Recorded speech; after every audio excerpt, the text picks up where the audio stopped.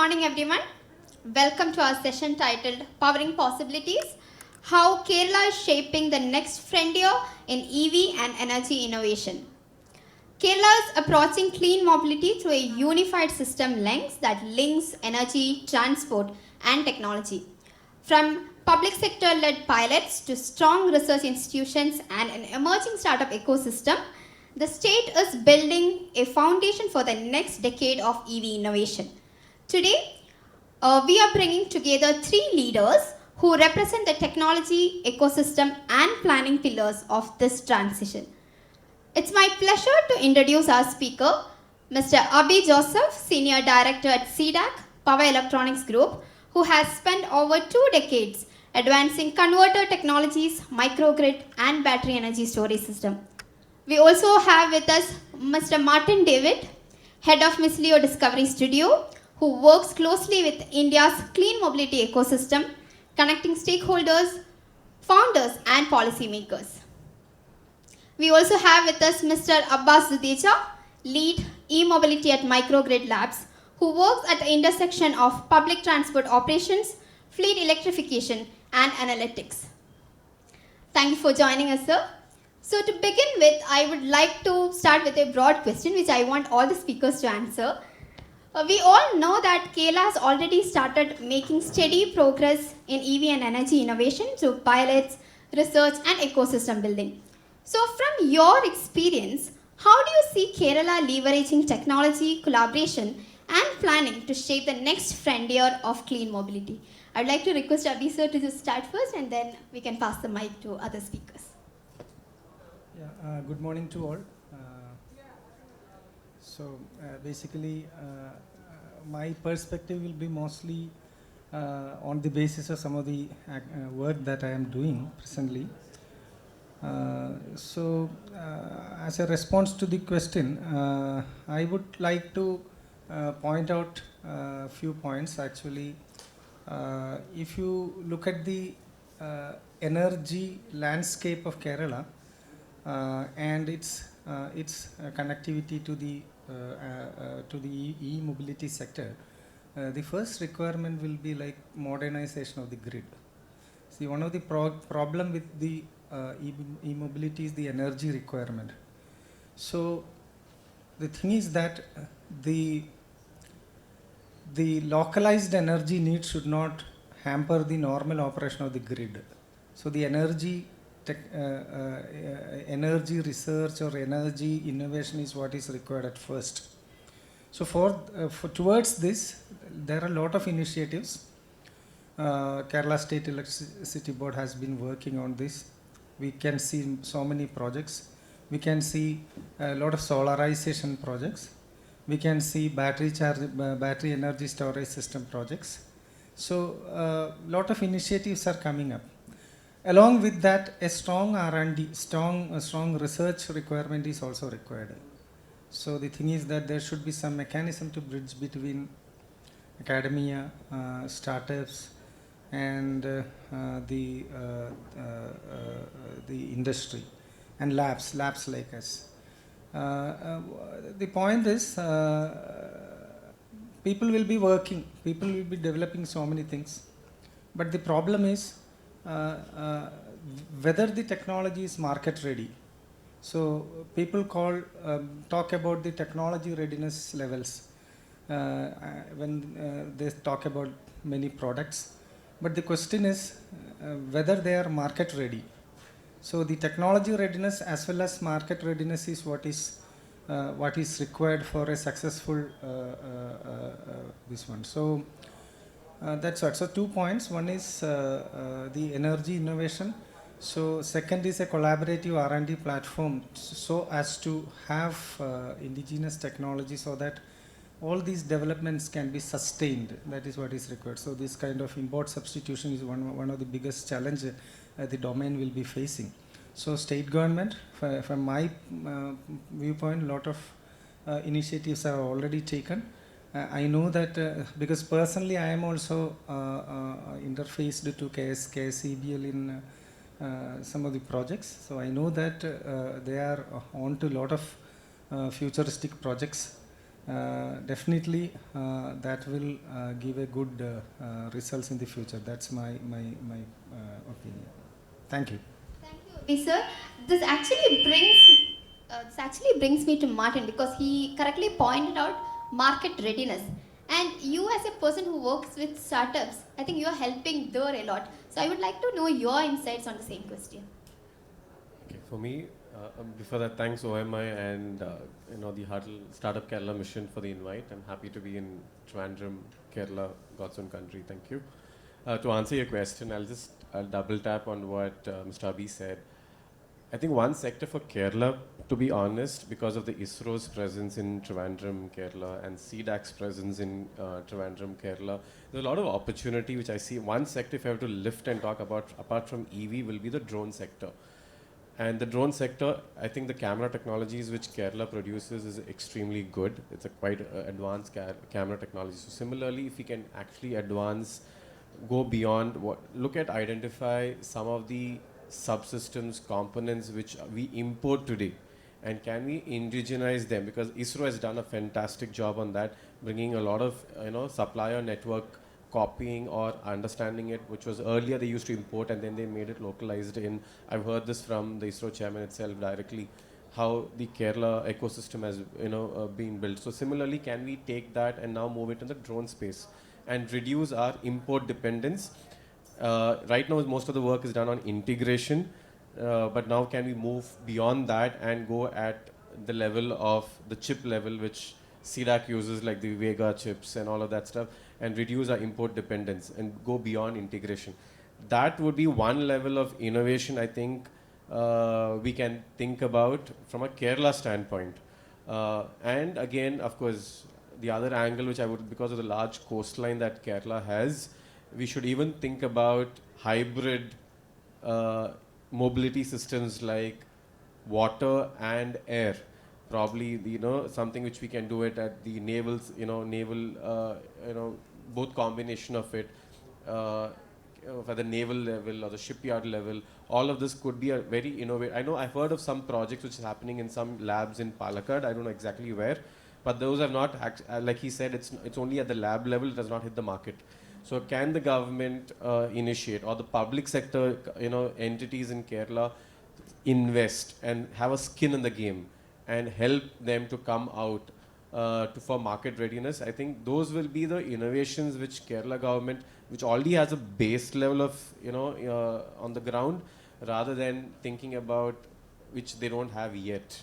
I think that since there's a start like an ISRO, C-DACs, all of that, I think that should be the first step for Kerala's innovation startups point. If they want to look at it, I think those would be the faster to growth. So you rightly mentioned, and I just want to tell you that C-DAC, Trust Park, and ISRO and all are coming together to improve the R&D facility in Trivandrum. We are having a facility built in. So here I would like to bring in Abhas and to know your insights. You've been working with Kerala government, you've been closely working with KSRTC. So how do you see Kerala leveraging technology, coordination, planning aspects? Thank you, OMI and Kerala Startup Mission to actually help bring to this platform. As you rightly said, Arunima, we've been working with KSRTC since last almost a year in consultation with GIZ. And as Aby sir said, that Kerala is at the right forum. They are expanding into their public transport and as well as passenger vehicle electrification journey.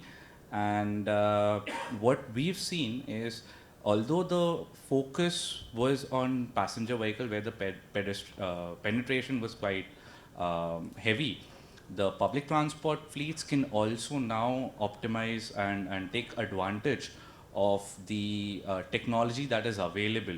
And what that will do is help understand where optimizations can be brought in and where there are lackings, how the system can be transitioned from the current fleet of diesel to the proposed electric, because electric is the future. And what we see while working with the government is there is good push, there is good motivation, and they are very ready to innovate their systems, and that is what we are seeing here.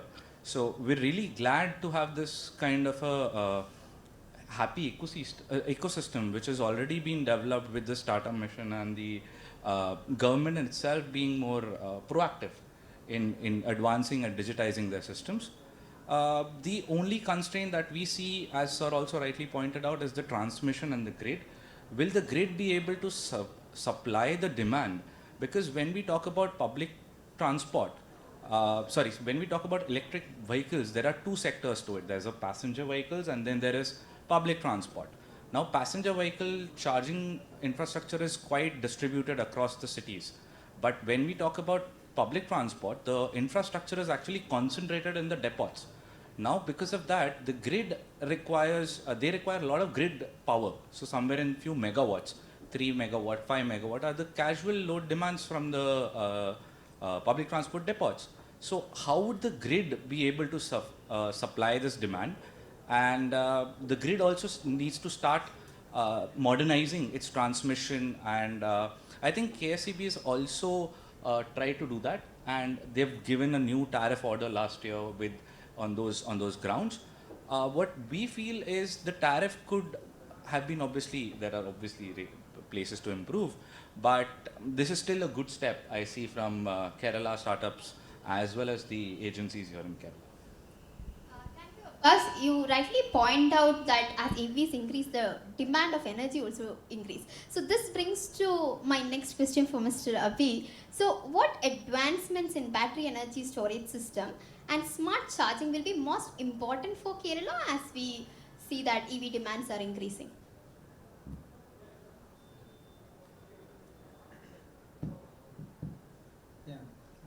So energy storage is a very critical and key technology for the sustenance of e-mobility. As he pointed out, the renewable integration introduces a lot of intermittency of power onto the grid. Because if you take solar, the solar generation is on a day cycle, but the load cycle will be entirely different. So all of us know that the solar generation peaks in the midday, but our electrical load peaks are on in morning and evening. So how to level that? So they call it as peak shaving. So battery energy storage system is one of the key technology for promoting or actually realizing the renewable energy integration, because otherwise the grid operator will be always in trouble. He has to counter the intermittencies of the solar energy or wind energy, whatever. So energy storage, battery energy storage, if you take, there are various aspects. There are grid scale battery energy storage systems. Grid scale battery energy storage system means big numbers, say maybe a few hundreds of megawatts, hundreds of megawatt hour. So Kerala has already started one bigger project in Kasaragod district. So that is one aspect. So the thing is that on a regional level, the bus will be able to levelize the energy so that in that region it can always support the high power charger requirements also. So both the demand management can be met with the battery energy storage system. The second aspect is that we should have community level distributed storage also, so that in a small region you can go for a self-sufficiency. So we talk about microgrids. Microgrids means a cluster of loads and generation and storage in a given area, so that in case if the grid outages are there, it can work on its own in an autonomous way. So that will definitely improve the sustainability of this technology.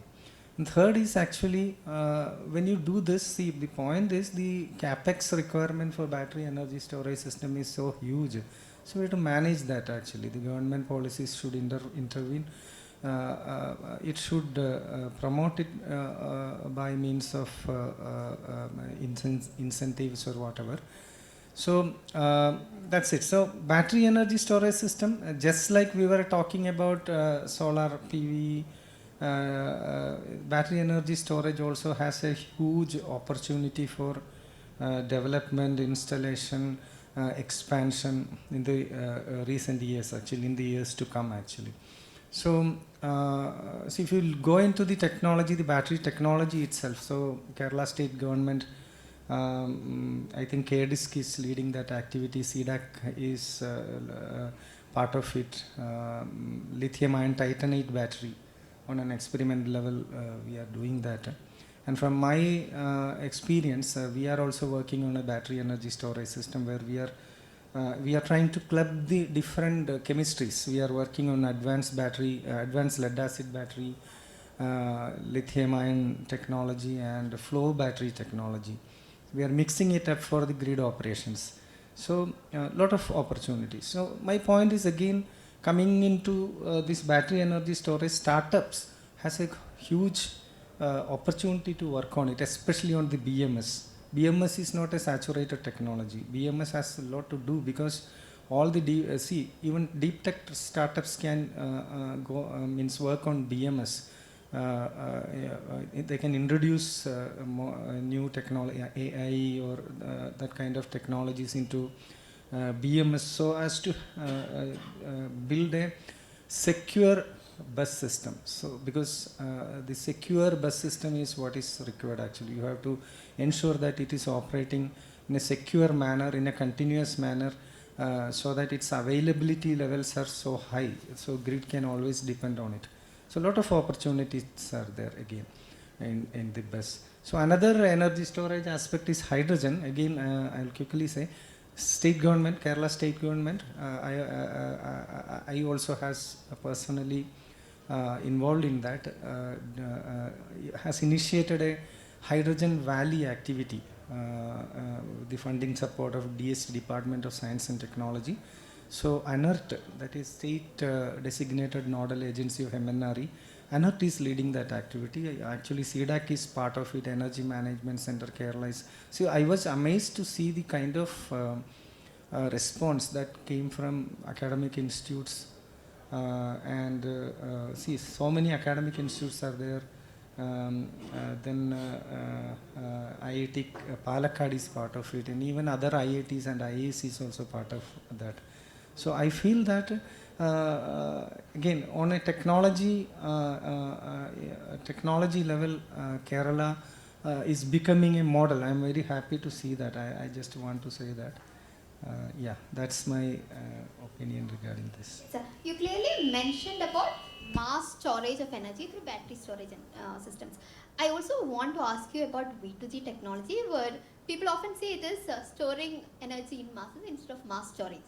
So, how do you see Kerala moving towards meaningful V2G deployment? I understand that there are pilot projects deployments, but meaningful deployments through public sector or institutional fleets. Yeah, so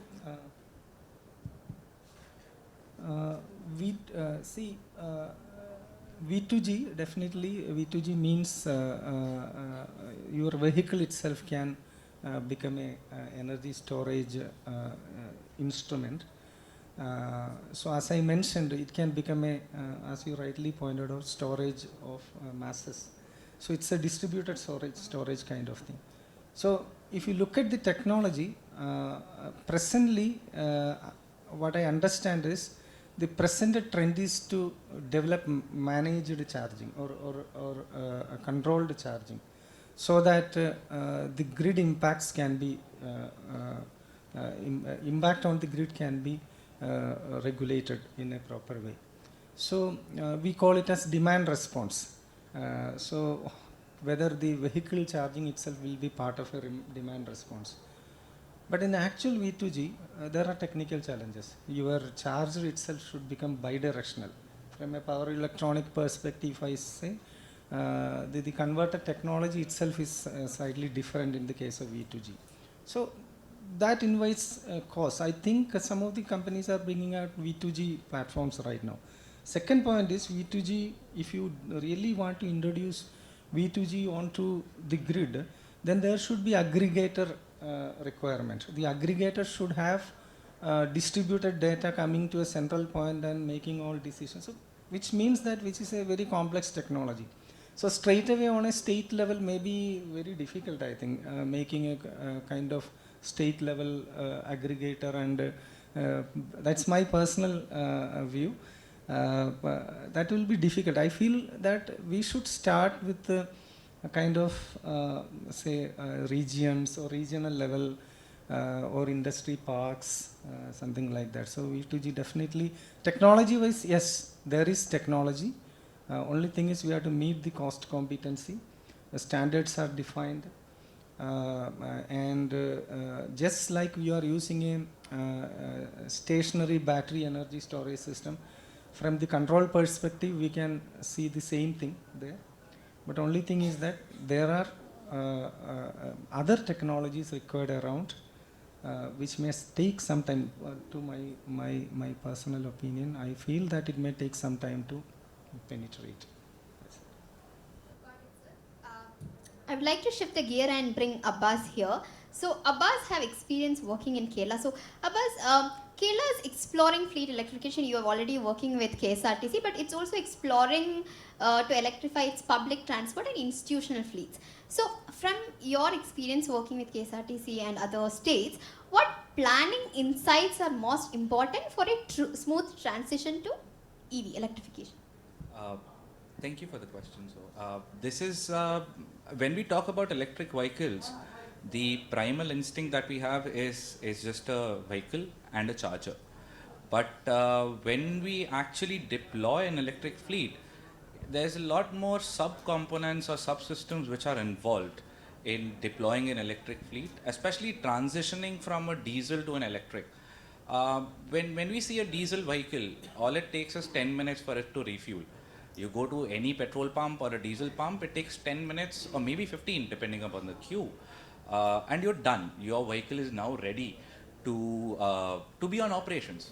But when you consider an electric fleet, here we need to understand that each vehicle and each driver, especially as well as a route itself, is unique to itself.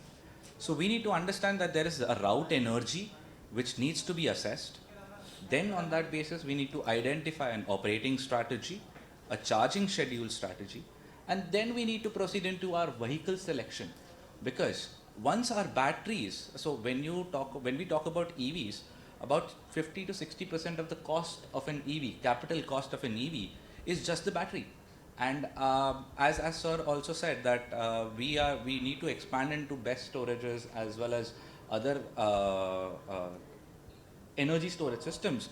We are still importing lithium from the other countries. We are dependent on China. We're not self-sufficient or reliant in battery storage or battery in itself. So now when we talk about that 60% cost, that cost also needs to be optimized when we're deploying or when we are purchasing and transitioning to EVs. So the electric transitioning system is not as simple. It requires all of these sub-component assessment, and as I said, it begins with the route energy, goes into the battery, then the charger, what would be the replacement ratios, and how would the operating and the charging strategy look like. And it is not just a one-done exercise. I mean, let's say I want to convert my 500 buses from diesel to electric. It doesn't mean that I plan it today and I'm done for the next 10 years. And it requires monthly or a bi-monthly revision, because when we talk about battery, these batteries are actually affected by the climate, the charging cycles, the driving strategy, all of it. Essentially, the duty cycle of a vehicle affects the battery. Now, the batteries are not there to last for 20, 30 years. They are ideally for 8 years to 10 years.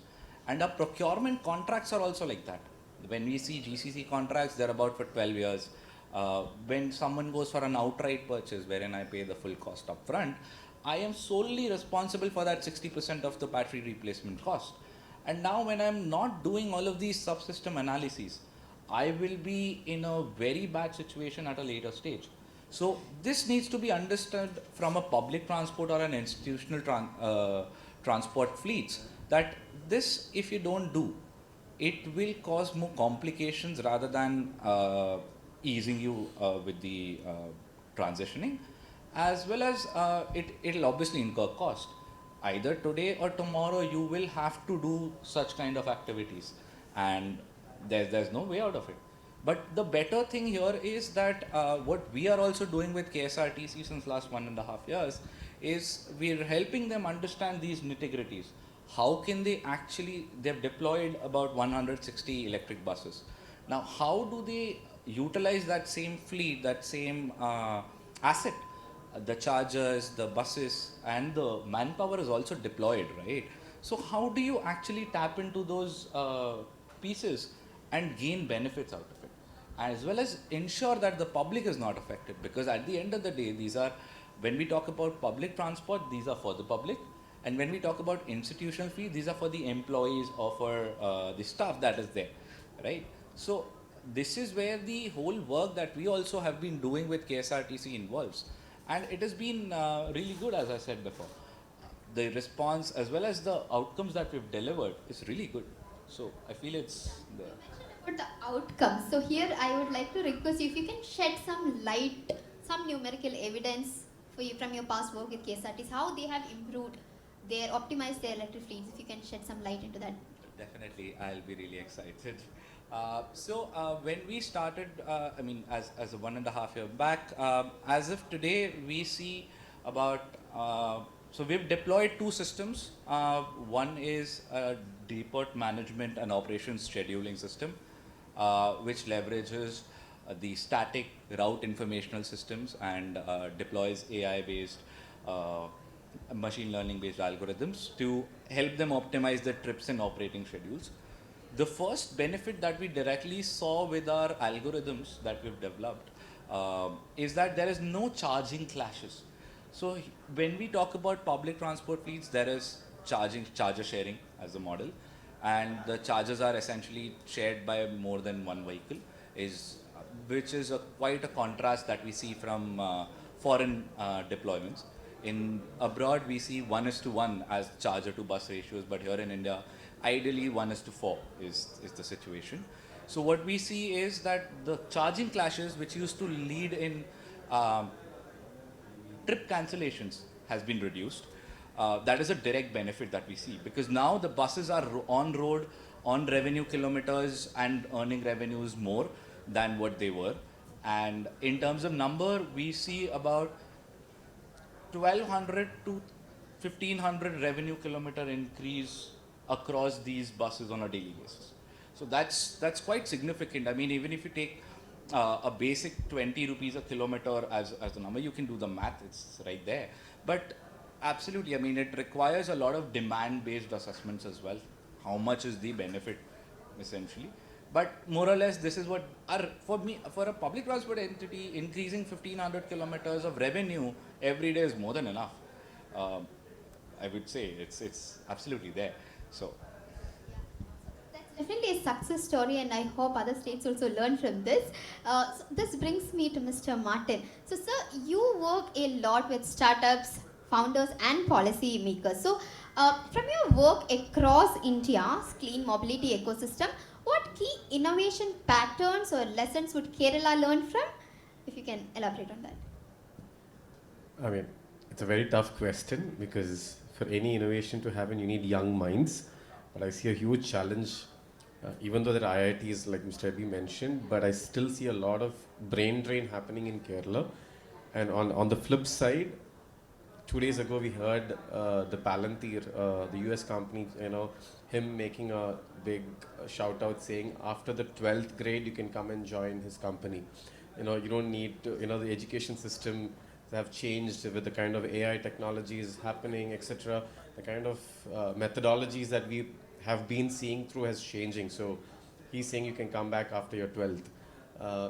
And then Mr. Wembu of Zoho, he reshared it and he said, all parents in India should start looking at it. So it's a debatable. I'm not getting in there, but that's where the trend is going. So you need, at the end of the day, you need young minds with young, excitement, energy, passion for latest technologies. Today, like last weekend, I was working on the Gemini 3. You don't need to code, you don't need to learn any more software codes anymore. You just need to say, give me a dashboard to analyze this, which used to take 100 days, you can do it in 10 seconds these days. So the way things are evolving, the way the startups are moving forward, you have to actually do a very paradigm shift in our thought processes. The governments should start probably all last 10, 15 years of the ecosystem, startup ecosystem was all around having an incubation, accelerator, etc. in IITs, IIMs like NSR cells of the world. But I think now we have to revisit that model also, probably involve maybe the 11th and 12th, because I have a teenager son. At the pace at which he's working, I can really see which I would have not even dreamt about. He works on AI, the Gemini, AI studios and all of that stuff. And he's already building games. Last weekend along with me, while I was doing something on the business side, he was building a game on using AI studio of Gemini 3. And the Gemini 3 has launched a free usage package for anybody who has a geo connection. So it's very, very accessible is what I'm trying to say. So the way the startups or the ecosystem has to grow has to revisit upside down. Starting from the PSUs, the government, academia, even the professors. If you are not updated, 100% sure or 200% sure the students in front of you are much more informed than the professors in colleges today. That's where we are moving. So I think we have to do a total control all delete to all the other ecosystems that we've done for the last 15, 20 years and then revisit it. But I don't have a straightforward bullet answer to this, but I think it's time we all start revisiting our innovation models. I'll park here in interest of time. So I hope everyone is making note of that, all the policy makers here. So one last question to you, Martin. So we have a lot of startups here. So is there any business model that you feel Kerala has high potential in? And what is your advice to these young founders who would like to grow in scale and impact? Okay, I do not have an answer for the first one, but the second part of the question, I think today what I see generally in the Indian ecosystem is a lot of foreign countries, like the Israeli ecosystem, Taiwanese ecosystem, Japanese ecosystem. They're all, the trade bodies of all these countries are very, very active in the country. And they are continuously bringing their SMEs and MSMEs to the to India. So one shift, I work very closely with the Taiwanese ecosystem because I've stayed, lived and studied and had a startup there. It's a very SME and MSME market. And they are in the previous generation, they went to China, and the second generation is now coming to India, and they're all in MSME market. So if the founders, if they want to scale and create impact, I think we should be looking and keeping an eye out and trying to see how we can collaborate with these trade bodies. Israeli ecosystem is very, very active. They just brought a delegation of 25 automotive companies just 2 weeks ago to Bangalore. Same thing is happening with Taiwan. The Italian, the German ecosystem is very, very vibrant. So there are a lot of ecosystems which the trade bodies are working around. So there's a lot of opportunity for collaboration. So from a scale point of view, I think there's a huge potential. If you actually make your connections and networks correctly, you need to be present at the right place at the right time. You need to spend time not just in front of your technology readiness, but also, and like he said, market readiness. So you need to find pilots not just in Kerala, but probably outside the country too. So I think that's one point which is lately too. But other than that, there are enough of material online and YouTube, etc., for you to go scale. But I think this information is I thought I should share here. Thank you. Thank you so much to all speakers for your wonderful insights. I believe Kerala has a real opportunity to lead India's EV and energy innovation story by aligning technological readiness, ecosystem collaboration and thoughtful planning. And like Martin sir rightly said, I hope today's discussion opens new pathways for partnerships, pilots and practical solutions. Thank you everyone for joining.